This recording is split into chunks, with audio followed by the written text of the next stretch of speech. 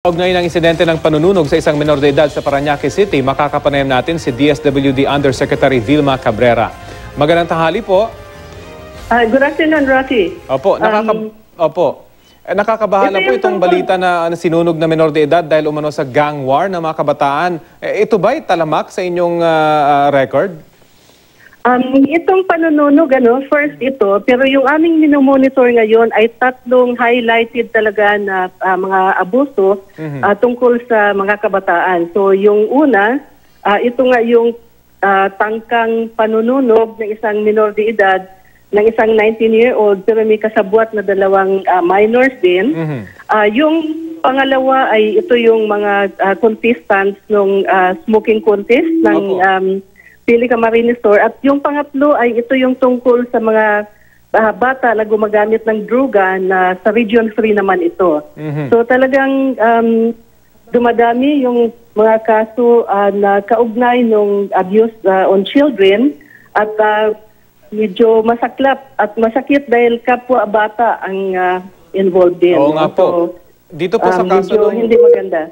Dito po sa kaso ng panununog, isang dalawang minor yung idinamay nitong 19 na taong gulang na perpetrator ng krimen. Sa inyo pong monitoring, paano po yung mangyayari dun sa mga minor na ito na involved sa ganitong masasabi nating malalang kaso? Okay, kakausap ko lang doon sa aming regional director, si Director Layson ng NCR.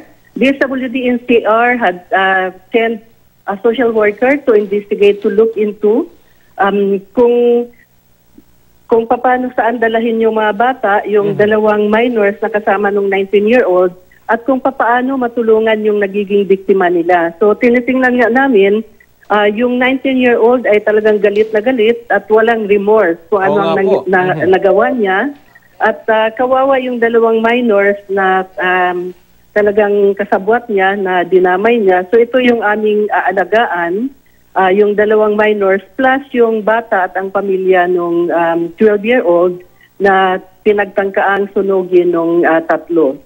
Yung 19-year-old po, nabanggit nyo nga, walang remorse talaga.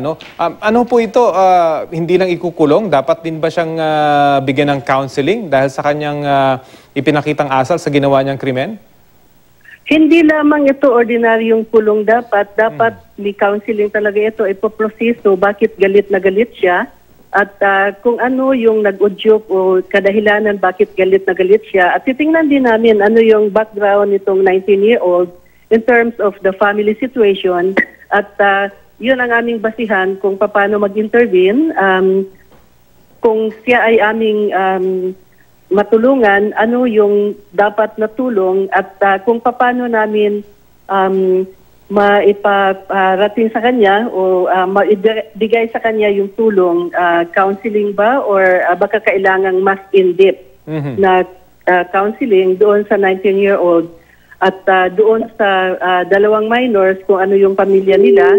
Titingnan din namin ito at kung paano sila aming matulungan, baka sila ay in school, kung paano namin matulungan sa eskwelahan nila at kung sila ay out of school youth, paano namin sila maibalik sa eskwelahan nila at kung ano yung karapat-dapat na tulong na talagang pamilya ang mag-aruga at magbigay ng nabanggit niyo po yung pamilya. Nabanggit niyo po yung pamilya.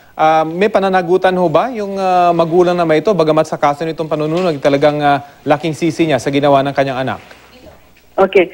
Yung bata, yung nakita namin yung nanay yung batang biktima. Hindi pa namin nakita kung saan, taga saan at hindi pa nakausap yung mga magulang ng dalawang suspected na arsonist. Dapat ang aming social worker ay titingnan din ito. Sa ngayon, Rafi, ay hindi pa namin nakausap yung mga magulang ng dalawang mga minor at saka yung magulang ng 19-year-old na kung siya talaga yung nag-attempt na sunugin yung bata.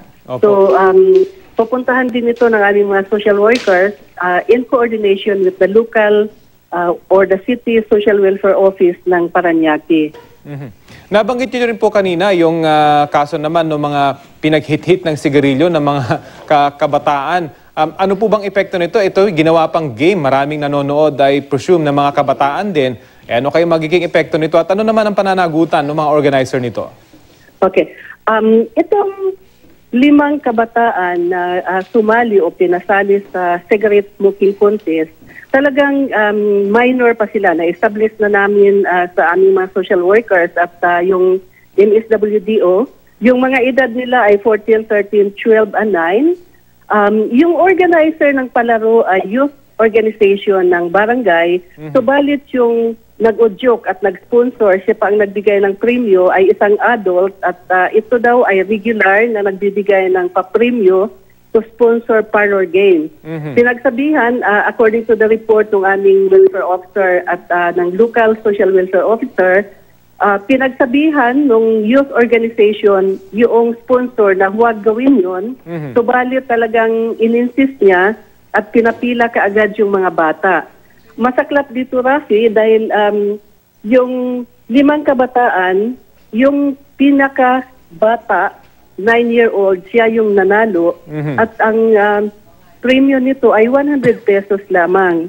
So, doon sa aming sa report ng aming social welfare officer, yung pamilya ng 4 na mga kabataan ay binigyan na ng counseling at financial assistance para maipa-check up kaagad yung mga anak nila.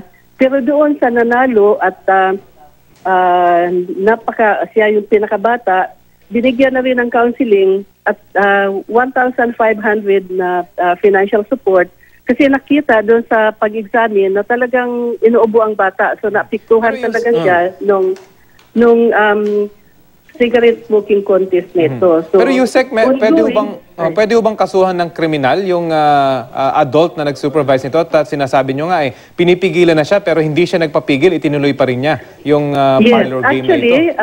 Nag-complain na yung ating Municipal Social Welfare and Development Officer kasama yung punong barangay ng residents nitong suspected na, kumbaga, parang siya na rin ang perpetrator kasi siya ang nag-sponsor, siya ang nag-udyok. Ngayon ay na-file na sa Women's and Children's Desk yung complaint against dito sa taong ito. So, yung mga youth organizers ay kasama sila nung ating Municipal Welfare Officer sa pagpunta doon sa police para mag-file ng complaint doon sa Women's and Children's Desk. Nabanggit niyo po kanina, may kaso po ng droga naman na involved din ay mga kabataan. Ano po ito? Meron din bang adult na kasama sila or sila-sila lamang yung nakitaan na gumagamit ng droga?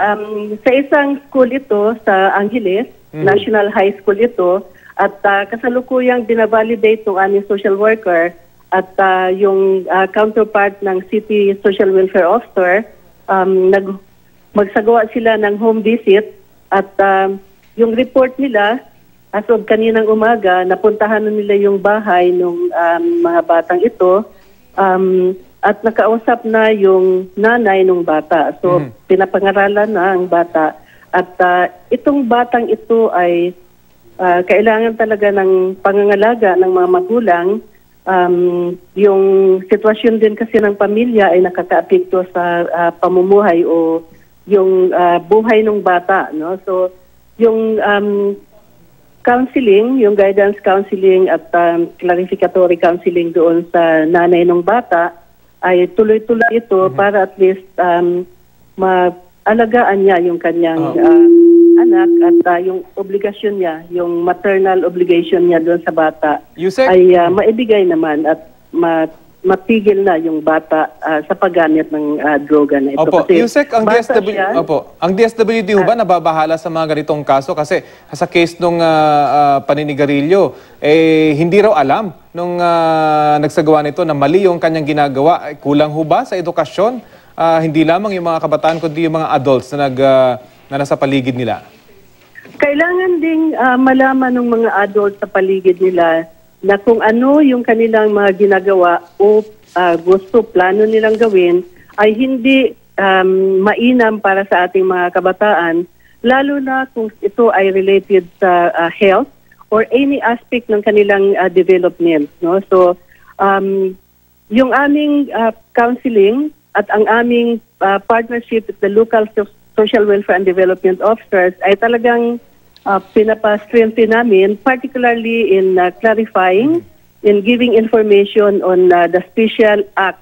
Ito yung Republic Act 7610 na talagang providing stronger deterrence and special protection against child abuse, exploitation, and discrimination. At ang nakalagay dito kung ano yung mga, kung sino yung magiging proven na guilty under violation of child's right or exploiting them, magkaroon sila ng they shall suffer or be provided the penalty of prison mayor. No? So, dapat maintindihan ng ating mga kababayan na hindi lamang sa legal na aspito, kung hindi sa pangangalaga ng mga bata na ang development ng bata kung maapektuhan ng whatever atrocities or crimes perpetrated by adults, yung buhay, habang buhay ng bata hanggang siya ay tumanda, talagang maapektuhan. Sige po. Sana rin po yung mga nakakakita ng ganitong mga tao mag-report din sa inyo para makatulong. Yun ang aming pakiusap. No? Kung sino ang nakakita at mayroong kaalaman tungkol sa pang-abuso ng mga bata, sana ibigay alam sa amin. Sige po. Maraming salamat po sa inyong oras, DSWD Undersecretary Vilma Cabrera.